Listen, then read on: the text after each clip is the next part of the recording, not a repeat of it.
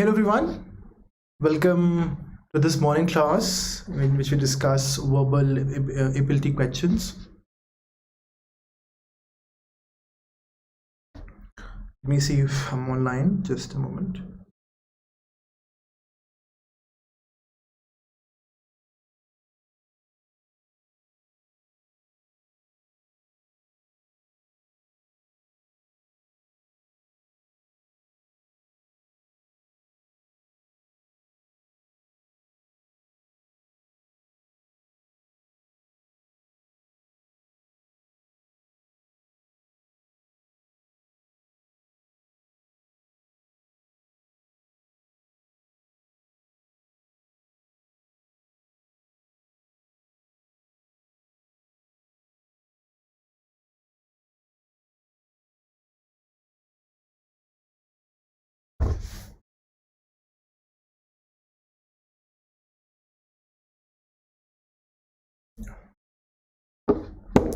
So, I hope you people are solving some verbal ability questions every day.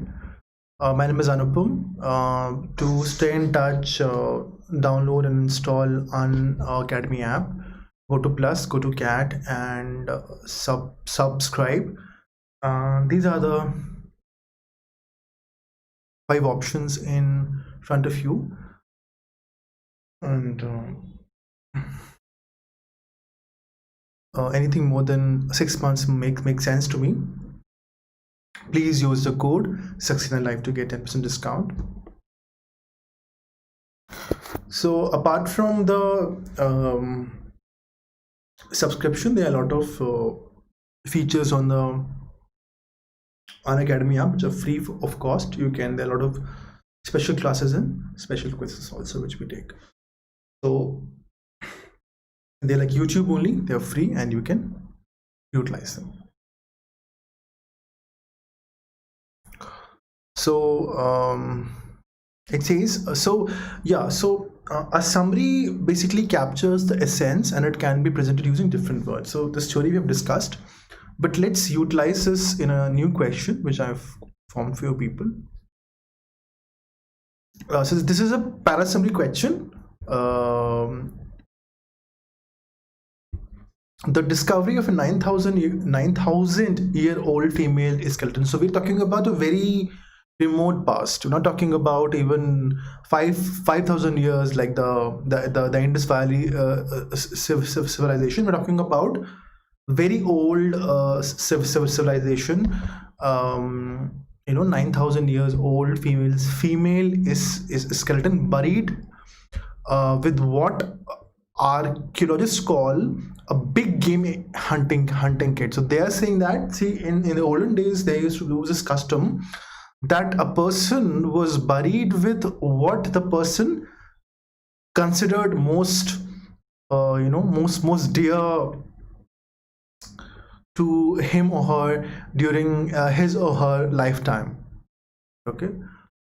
So if a female is skeleton is buried with with big game hunting kit in the Andes highlands of Peru, then it's that person's the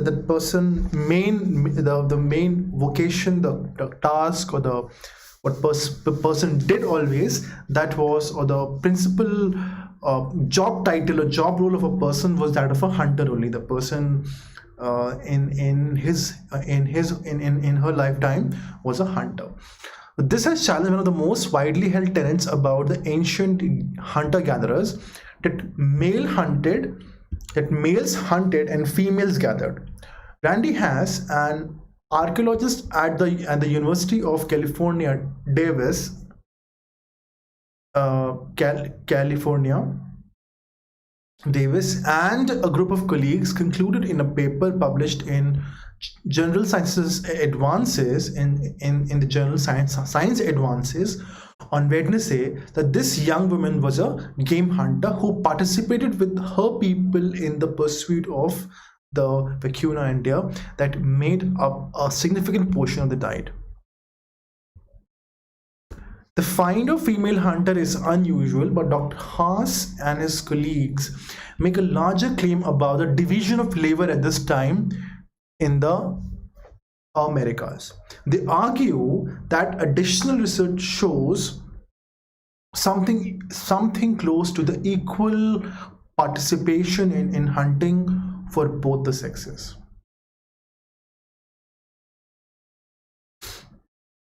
In general, they conclude early females in the Americas were big game hunter. So they argue that additional research shows something close to equal participation in hunting for both sexes. In general, they conclude early females in the Americas were big game hunters. So what they're saying, what they're trying to suggest here, and what it is trying to convey here is that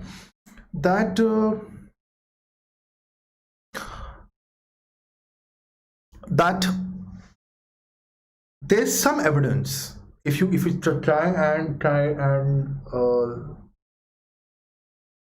summarize whatever the author is trying to say here, the author is trying to say that the purpose of writing this paper is to sensitize and inform the audience, the reader, about a new finding by a group of people who were trying to study something, and that finding suggests that there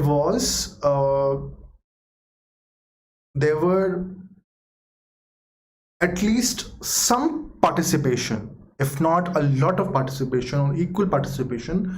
There was a lot of participation which can be considered as considerable, if not equal, of women in actual hunting which was understood to be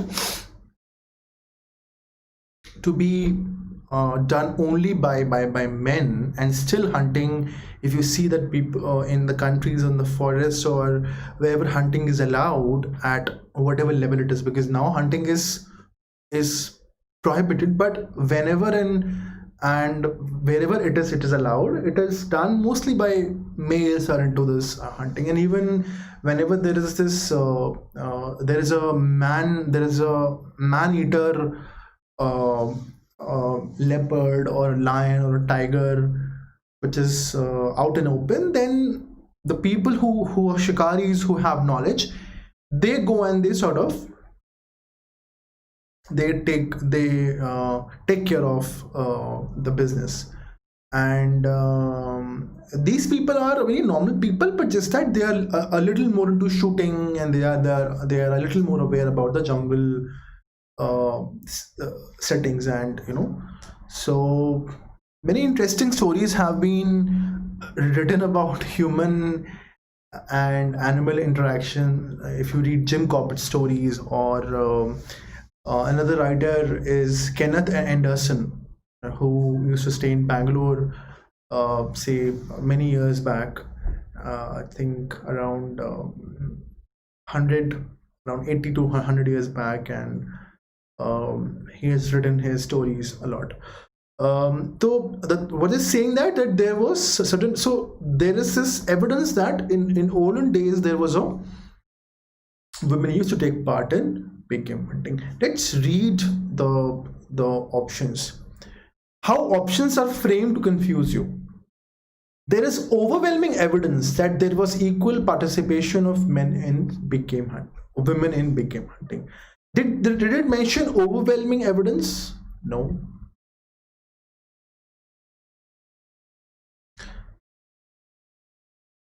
There is overwhelming evidence that there was a higher participation of women in big game hunting.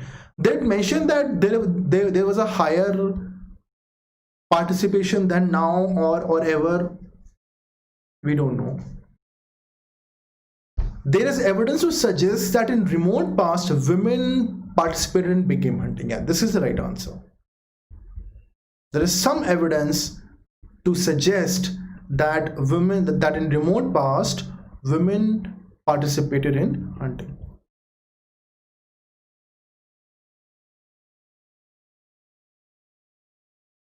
Recent research will change the way people have understood the gender-based division of labor. It was said that they argue that यहाँ पे they said about division of labor. Dr. Haas and his colleague make a journal claim about division of labor at this point of time in the Americas. But here they say in the recent research will change that some people the way research will change the way people have understood the gender-based division of labor.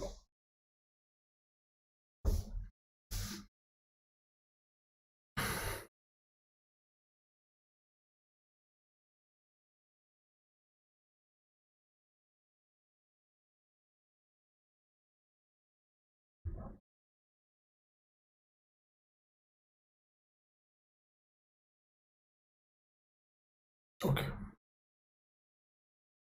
So the point is that we should have just read the piece. If you've just read the piece correctly and you've just understood the theme of it, you can come and you can look for the right answer. And remember, we have discussed it earlier also, that this is nothing but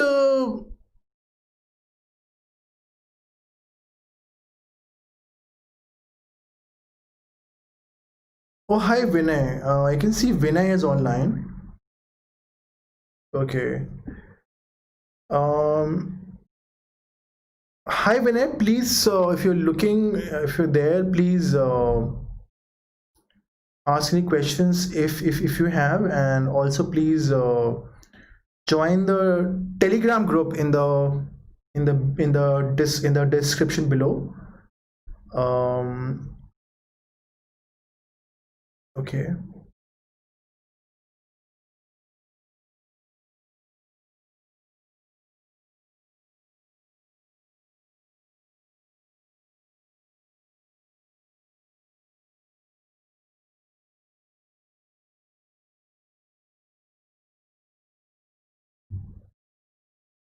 Okay. So like we have also understood that I think we've discussed also key the agenda here is the main aim here is to look for the primary purpose of the paragraph given. If you can understand if you can just tell to yourself in simple language, or you can make a note of the primary purpose in a very simple language, then you can solve the question. Also try and look. So what happens that, like we discussed, that there are two problems here when it comes to reading comprehension and these questions. The two main issues which I think are they are the underlying problems which we don't discuss, but they're most important. One, that we have a problem. We are not very good at explaining whatever we have understood in simple language. If we have understood something, and if somebody asked us to explain whatever we have understood in our own language, then we might not be able to answer that question. Second, the people who create these questions, these options, they will be they will read a text, then they will understand the text, and then they will write summaries, and then they will create questions based on that idea. Now, since there are two people, you are also you understand it in the language or in the way it was mentioned, and then there is another person who has understood that the text in his or her own language, and then he or she is using options to create trouble for you. So they are using their own understanding and their own language, and you have. So if you also use your own language, if you are also able to simplify whatever is written in simplest of language, then the work becomes very easy.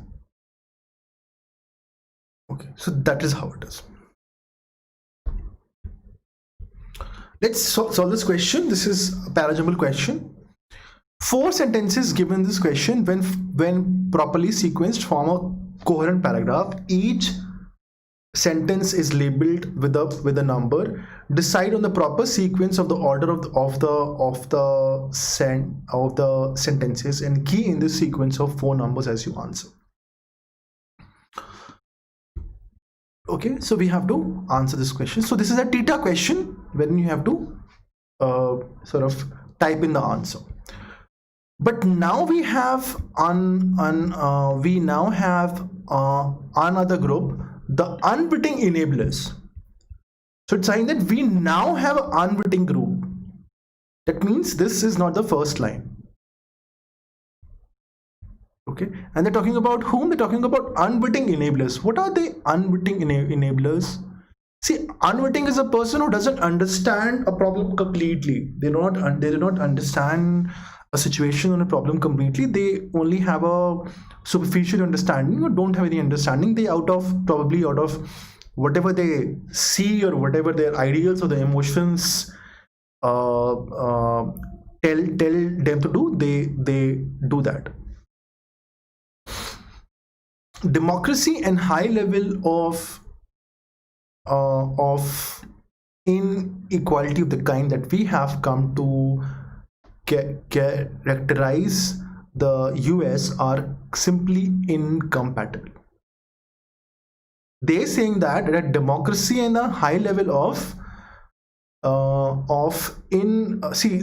democracy, what should happen? Democracy, everybody should be at the same level. But since we have inequality, it has become it has become simply incompatible. Okay, and believing these people are working for a better world, they are actually at most chipping away. So which people are working for a better world? Unwitting enablers. So believing these people are working for it says that, like I said, that when you say that somebody is an unwitting enabler, the person is probably trying to help, but he or she doesn't understand the entire problem completely. So believing these people means these unwitting enablers. And there's a clear-cut connection also, right? When you're saying these people, there is a pronoun and a common noun usage here, referring to the proper noun used here, the unwitting enabler. So this term, this line, believing these people, is referring to unwitting enabler. So there's a clear-cut connection between 1 and 3. So believing these people are working for a better world, they are, again refers to this particular pronoun, this particular proper noun used here. They are actually at most chipping away at the margins. So they are making small, these people are not working for the better world. They are actually chipping away the margins, making slight course corrections, ensuring the system goes on as it is uninterrupted. So they think that they are making a lot of change, but they're making only slight course corrections. 1 and 3, there's a connection here. Very rich people will always use money to maintain their political and economic power. So if you see, there's a clear connection between 2 and 4 also. How? It says a democracy and high level of inequality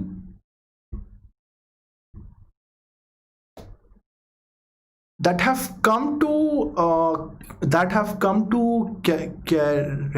characterize US are incompatible. So when on one hand you have democracy, on the other you have high level of inequality, means that the income gap, the socio-economic political clout, or the power of the haves and have-nots, it is extremely high, okay, and the variation is also very, very high. And then they say that, then they tell a lot about it. Then they say very rich people will always use money to maintain their political and economic power.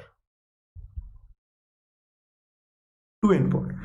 But if you also see that there is one more connection. What? Between 4 and 1. How? But so it says very, very rich people will always use to maintain their power. But now we have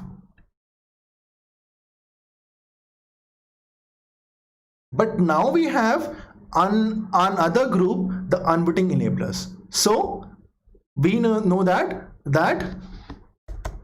2, 4, 1, and after that 3 will come, because 1 and 3 is a pair, 4 and 1 are a pair, and 2 and 4 are also a pair. Okay, so this is all for today's class. I could only make this much content. Come to 2 p.m. class, we'll discuss some nice RC. All right.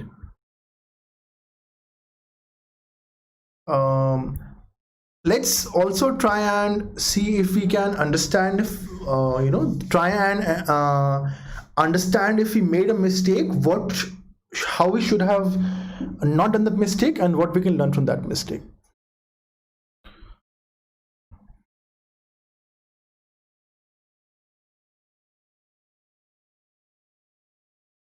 Okay.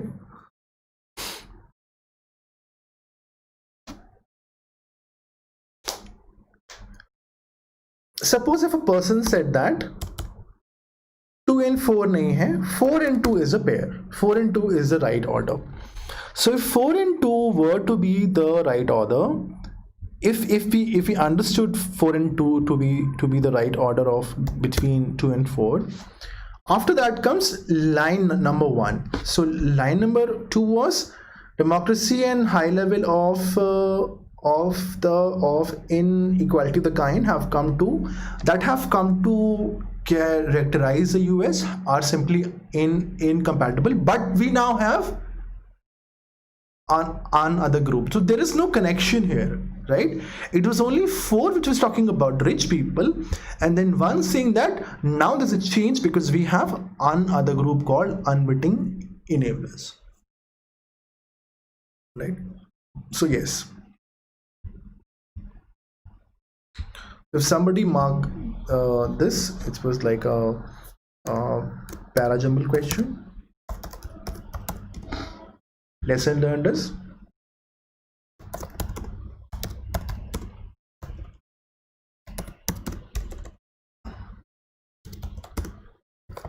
all the possible pairs based on grammar or idea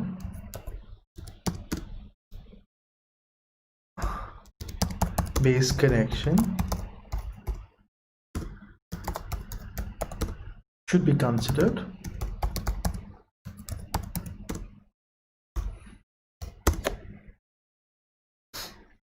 Okay. A line can be part of 2 pairs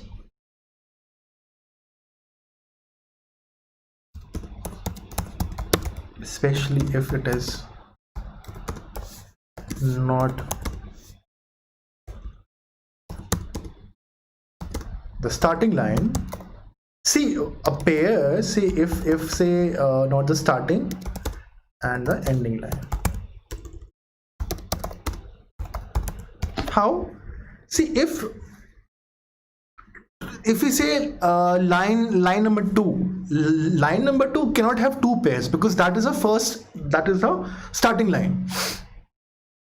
But 4 can be part of 2 pairs, which is 2 and 4 and 4 and 1, right?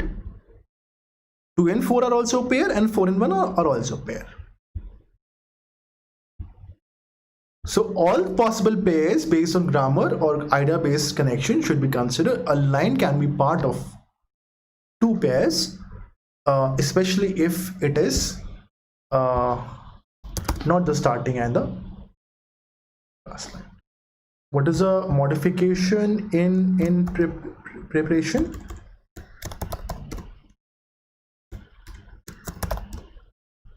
Try and create more than one pairs, as many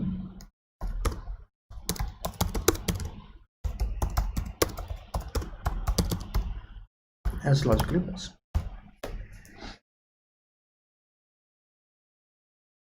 All right, thank you very much. Let's join at 2 p.m. for the RC class.